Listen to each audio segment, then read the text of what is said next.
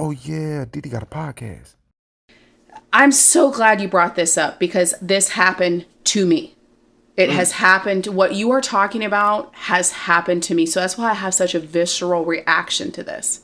Because for me, when you ask me, what do you say to that? You don't say anything. You just don't say anything. And I'm sorry if I'm getting a little angry. No, go for it. You don't. The point is, I love somebody. I don't give a shit what their skin looks like. I love you, Mom. I love you not because you're African American. I love you because you worked your ass off to support me and you were a mother and a father. I love you because of your heart, because of your brain, because of the sacrifice that you made for me. It has nothing to do with your skin color. I'm not going to love a woman or a man because of their skin color. I'm going to love them because of who they are as a human being, which is why I love you. And so I feel so bad for anybody who's put into that box to have to explain why they love somebody who's a different color. I should not have to do that. You should not have to do that. Nobody should have to do that. I agree with you. So you have experiences with interracial dating. I'd love to share that with you. I've like I said, I've dated, outside of what I would consider my race. And a lot of people may look at me and associate me with being Caucasian. And that's fine. I'm not mad about that. I understand that assumption. What you're discussing, this self-hate, I experienced at such a horrible level. And it really traumatized my life, Dimitri. I mean, it really did. My 12-year-old son's father is African American. His family lives in Shreveport, Louisiana. His parents are pastors at an all-black church. They live in an all-black community. They always have. His parents have been married for 50 years. They're, of course, both African Americans. Good people, but that's their life. That's their culture. Yep. That's how they choose to live, which is fine. I'm not mad at anybody for that. I don't think they said, I'm going to move to this town specifically because it's majority African American. It's just how it worked out. I met him in college. We fell in love with each other. Had nothing to do with skin or anything else. And I got pregnant. I accidentally got pregnant. Okay. It wasn't a planned scenario. We were both 21. We were in college. I had never met his parents, but he was a football player. And so this is when we barely found out we were pregnant. His parents always came to the games. And after that game, he had planned on introducing me to his parents, right? So there was this whole build up to this. I was so excited. I was in love with this man. I loved him so much. And I believe he loved me. I really did. I mean, we really had a very positive and loving relationship. So I went to that game. I wore a shirt that had his number on it and his last name. I was so proud of him. Wow. And I remember after the game waiting around underneath the bleachers, which is where we had decided we would meet, right? So I could be introduced to his parents. I'm so nervous. Like, oh my gosh, I can't wait. Like, I hope to marry this man. Like, this is just a big deal. Of course, I was pregnant with his child. Like, okay, this is going to be good. He never showed up. And I waited and I waited. And I'm like, what the heck is going on? This is not like him. Like, this is not like him not to show up. This was maybe around 9:30 that we were expected to meet. And I don't get a call from him. At night, right after a Friday night football game. Okay. So I don't get a call from him until midnight. And I have no idea what's happening. He calls me to tell me that his parents saw that I had his number on and stuff. So this was obviously the person he was dating. And they flipped their shit. They gave him a speech about how in the Bible, Abraham dated a white woman. Now, maybe I'm saying the wrong person. It may have been another name, but there was a person in the Bible who dated a white woman, and that white woman took away all of his power and depleted him of who he was as a man. They told him that because I was Hispanic, that I would take him out into the desert and get him strung out on drugs and he would lose his scholarship. They told him that he basically was insulting his family because he was with me, and that if he stayed with me, he would basically be left with nothing and would no longer be a man. They used the Bible to tell him this.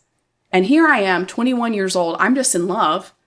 And I'm like, oh my God, these people hate me at a basic level without even knowing me at all, without even saying hi, listening to me speak, asking me a question. They judged me based on how I looked, and that is it. And they made him feel like a piece of trash for dating me. It went on throughout my pregnancy. When he finally told them, they refused to meet me. They absolutely refused to meet me, said they weren't going to do it. They even said that they had went to his house earlier that day and saw my hair in the sink and knew that I had quote unquote white people hair. So knew that he was dating a white person. So I imagine them sitting in the stands spewing over this inside, knowing that their strong African-American son was dating a white woman, and how terrible that was. There was this whole buildup. I thought to myself, really?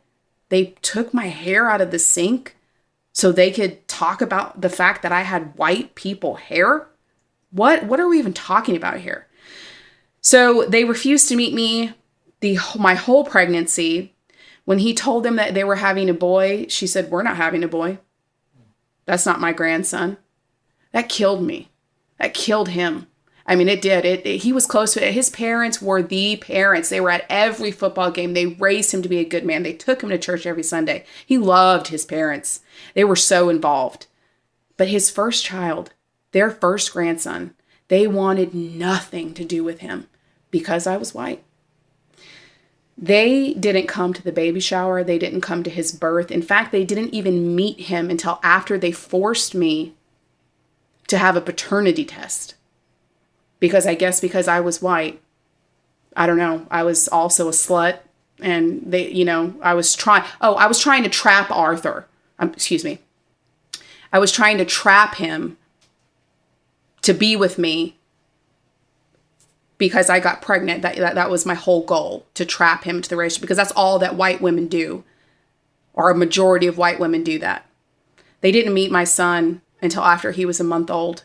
And I had to go to their house and pretend like they didn't treat me, because I loved this man.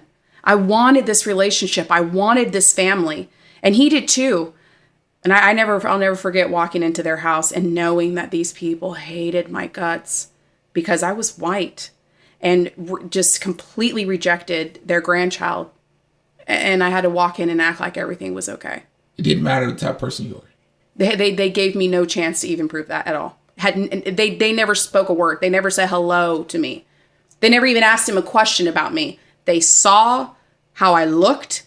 They saw that I was not African American, and they made their judgment then and there, and they kept with it. See, I think this right here that breaks my heart to hear that. This right here is what I mean when I say it's dangerous, because to my people in particular, I understand us, right?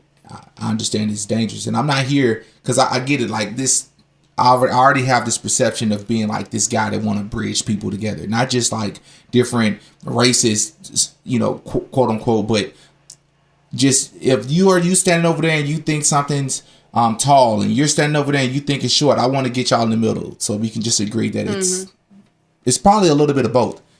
But I can't. That won't always happen. And when I was running for diversity chair a couple of weeks ago, that's something I said in my pitch vid. I was basically saying that I've always been that guy since high school of trying to like bid people together, and it can backfire. It can backfire trying to be that person all the time. And I think that's extremely dangerous when you talk about a group of people, being my people, who has a history, right? Our ancestors has a history of oppression and redlining and systemic racism. These things are real. Yes. These are things that are actually happening. I agree. That has actually happened for sure. Evil. Truly evil. But I think the danger comes in when our flip side to that is, well, not only do we not want, and it's not all of us, but there are some of us where it's like, it's not all of us, but we're going to look at these people and we're going to completely flip it and say, well, actually, you're the devil. or actually you're evil by default. Yeah. By default. I don't care what you look. I don't care the type of person you are. I don't care how you grew up. I don't care about your experiences. I don't care about what religion you are. I don't care if you're spiritual.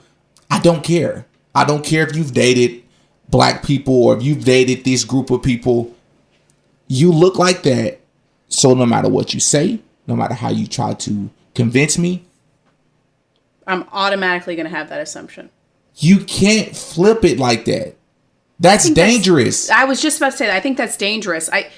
If African American, not if, African American people have been treated as less than forever. Right. You can go back as far as you want, and they're still Right. treated as less than. That's a problem for me.